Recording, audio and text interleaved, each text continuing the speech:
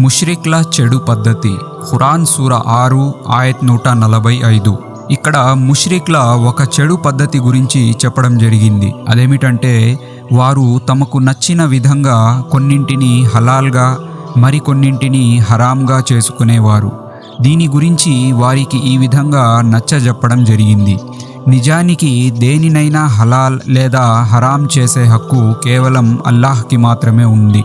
కాబట్టి వేటినైతే అల్లాహ్ హలాల్ చేశాడో వాటిని హలాల్గాను, మరియు వేటినైతే హరాంగా చేశాడో వాటిని హరాంగా నమ్మాలి అన్నాడు. ఉదాహరణకు అల్లాహ్ 4 విషయాలు లేదా పదార్థాలను హరాం చేశాడు.